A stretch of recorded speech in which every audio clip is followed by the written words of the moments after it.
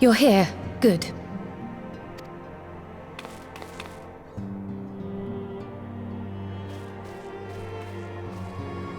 So, how are they? Still locked in slumber, but otherwise in good physical health. For the present, at least. For the present? Oh no, is something wrong with them? I'm afraid there may be. I summoned you after detecting faint signs of instability in Thancred's corporeal ether. But subsequent examination suggested all 5 might be affected. And when I examined them just now, my fears were confirmed. Tellingly, the degree of instability varies between them. Thancred exhibits the most notable signs, followed by Y'shtola and Urianger. The twins' ether, meanwhile, remains relatively stable, but there is a change there too if one knows to look for it. Hold on. Isn't that the order they were called away in? Indeed. Which leads me to believe the instability will only increase with time. Though I can but speculate, I fear this may be a symptom of a weakening link between body and soul. By the gods! What happens if the link is broken? I cannot say for certain. This is all unknown territory to us. Yet whatever happens, it cannot be good.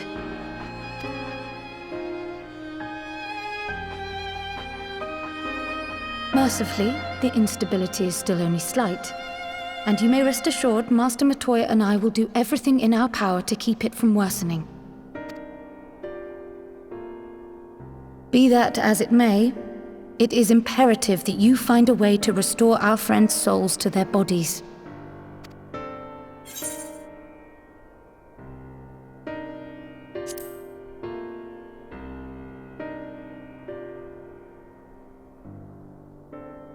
Thank you.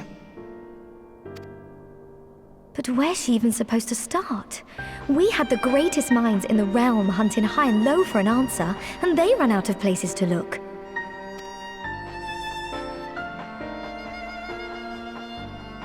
You stated in your report that the Exarch had originally intended to reverse the summoning process by means of his own death, correct?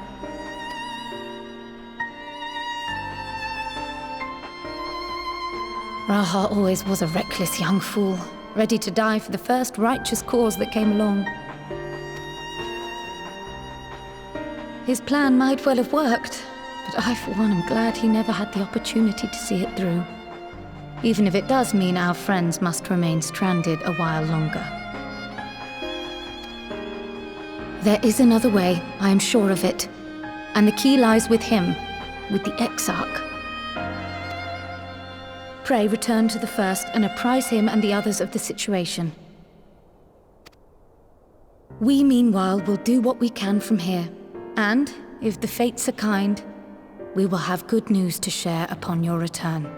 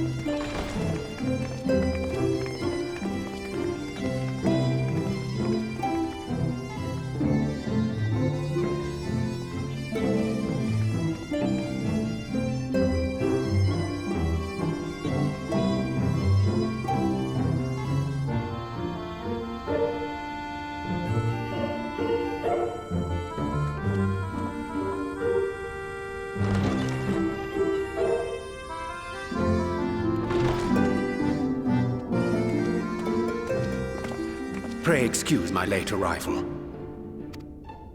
Will Thancred and Reen not be joining us?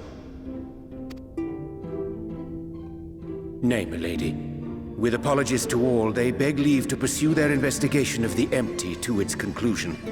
Should matters here demand their presence, however, they did assure me that they would make themselves available. Yes, of course. Then let us proceed.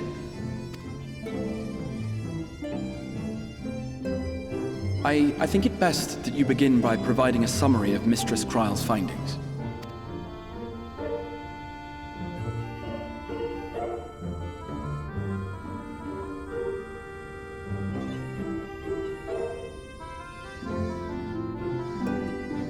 I suppose it was only to be expected that some change would occur. Yet our souls seem unaffected, to my eye at least. How long they will remain so is another question. Kryle is right. It is imperative we find a way to return to the source. Perhaps an explanation of the method by which I brought you here will yield some inspiration. Ere I begin, it must be noted that I am by no means a gifted mage. In order to employ powerful magics, I must rely upon the Crystal Tower and its boundless reservoirs of energy. The magic that summoned you was no exception.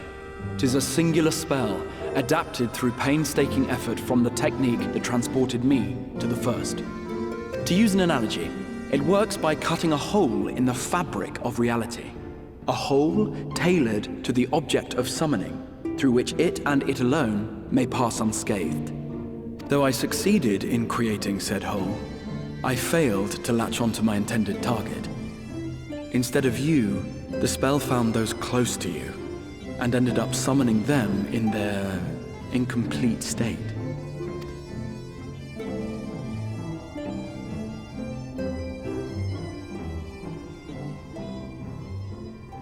I would not soon throw my life away, not after the lengths you and yours went to save it. And so long as I breathe, I will spare no effort to see you safely home. But should all else fail, and your lives be at stake, there remains one sure method.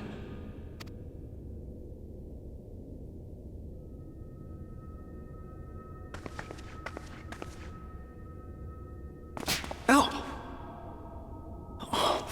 What was that for? How can you even entertain such thoughts? You owe your life to the Warrior of Light, and you don't get to die unless she says so. Your followers await your divine judgment. What did you just...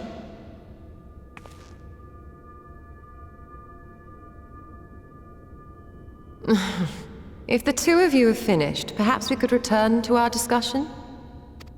Rather than dwelling upon the multiple failed attempts at transference, I think it would behoove us to focus on the solitary success.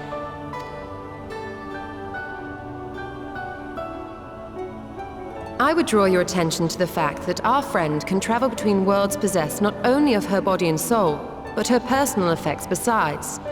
This is no different from the teleportation magics to which we are all accustomed. Magics that allow for the transportation of those inanimate objects one considers to be an extension of oneself. Are you suggesting that simply by considering us her possessions, she could carry our souls back to the source upon her person? Well, it would be nice if things were that simple for a change. But vague notions of ownership seem a rather tenuous thing to stake our lives on. So much as a moment of doubt on her part, and we'd be left floating in the rift. Milady hath the right of it. The requisite fixity of belief would be too much to ask even of our friend. Yet were we to immure our souls within an object in her possession, mayhap then our safe passage could be assured. White Auracite would, I believe, serve as a suitable vessel for this purpose. It was conceived to imprison the massy soul of an Ascian, and should house one of ours with relative ease. We would need only to ensure our soul's safe preservation inside the stone, and identify a means by which they might be transferred back onto our vacant bodies. Soul preservation and transference. I believe I know of someone who may be able to assist us. On the far shore of the source, there stands a great palace built by the elves. It was forsaken in the wake of the flood, but a certain Nu Mou chose to make their home there soon after. Though they have long lived as a recluse, they once occupied a place of honor in Verbert's royal court, and it is said that none in all of Norvrand is more knowledgeable than they on matters of the soul. Well, I've no objection to seeking a helping hand, but if they've gone to such lengths to hide themselves away from the world, what makes you think they'd be willing to lend us one? A worthy question. Years ago, I myself tried and failed to solicit their cooperation in the battle against the Sin Eaters. No sooner had I begun to make my plea than they unleashed a swarm of their familiars upon me. Unlike me, however, you have curried favor with the Fae folk. By that merit alone, I am hopeful that they would grant you an audience. They may still be inclined to turn you away, of course, but if their knowledge might feasibly facilitate your return home, we have to try.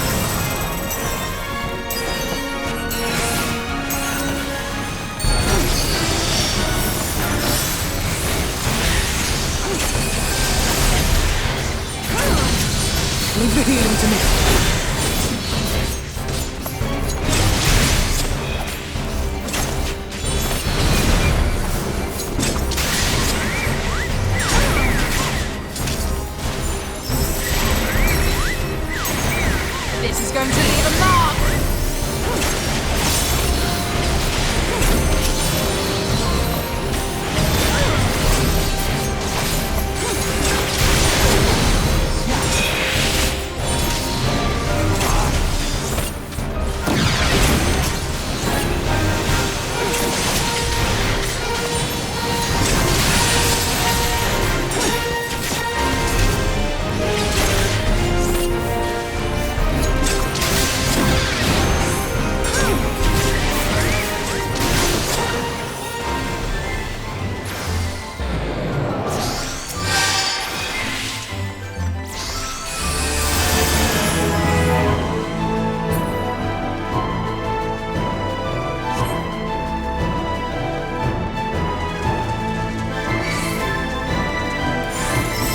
So be it!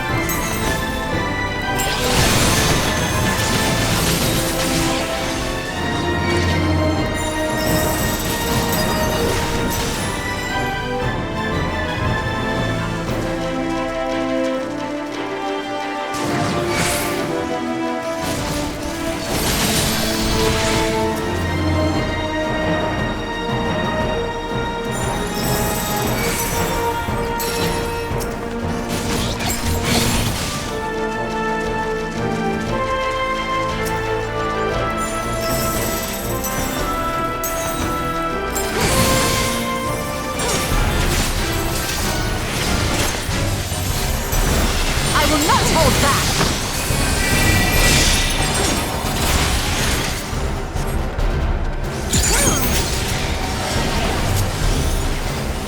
I'm with you.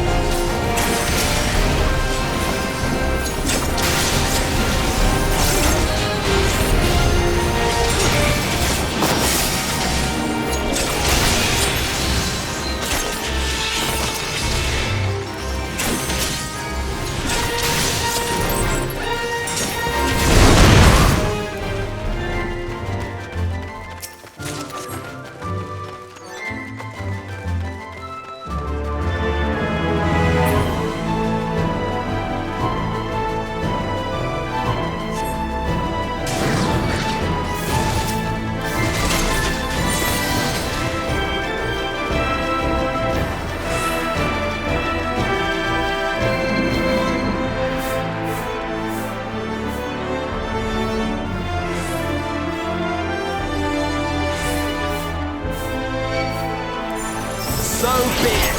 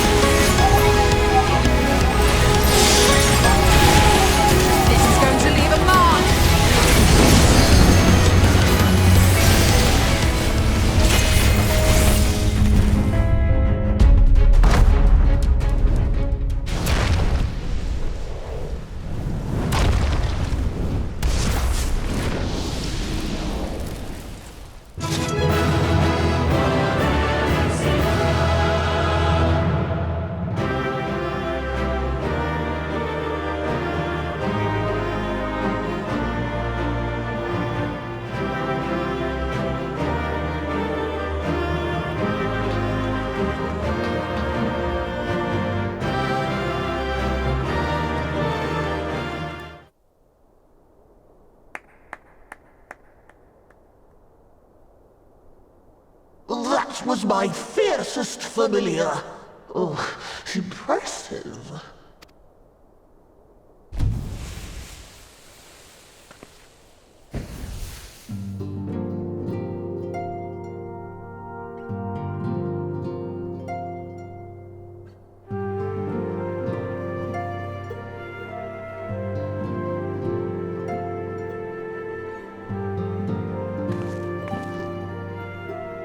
Beq Lugg, 'tis good to see you again after all these years. And judging by your vigorous greeting, I dare say the feeling is mutual. To be sure, a simple shake of the hand would have sufficed by way of welcome, but I shan't complain. But you must be wondering as to the purpose of our visit.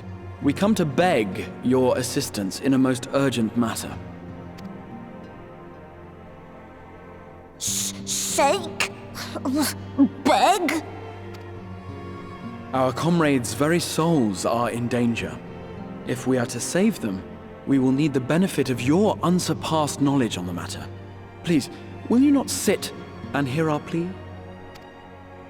Oh, how dare you! How dare you speak thus in my presence! It was to escape such words of temptation that I hid myself from the world of men.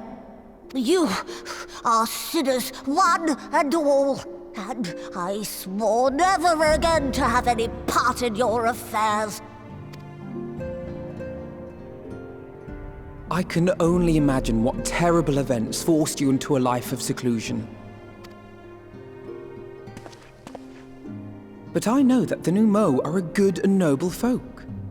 It is not in your nature to turn a blind eye to the plight of those around you. And in treating with us, I am certain whatever mistrust you feel for man will begin to heal.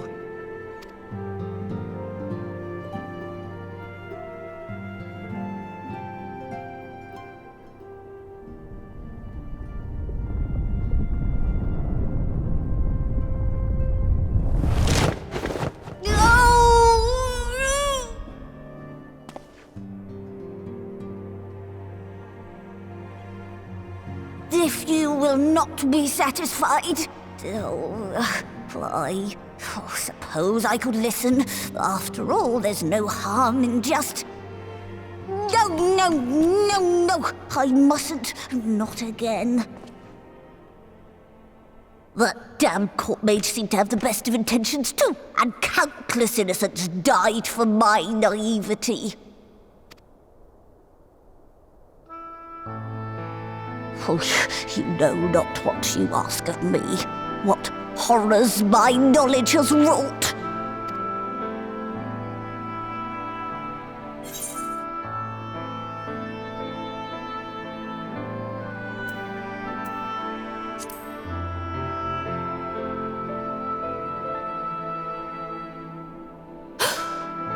You know of the plague?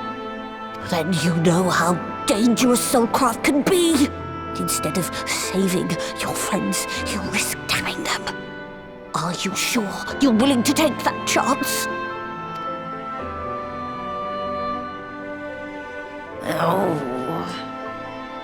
No.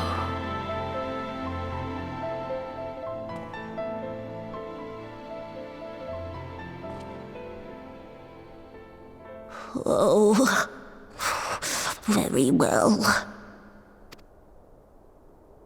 I will hear your petition, but that is all. And I expect fitting payment for my troubles. Commensurate with your contribution to our cause. No more and no less, I promise you. With that settled, might I impose upon you to join us at the Crystarium? I'm afraid the nature of my friend's predicament calls for absolute secrecy.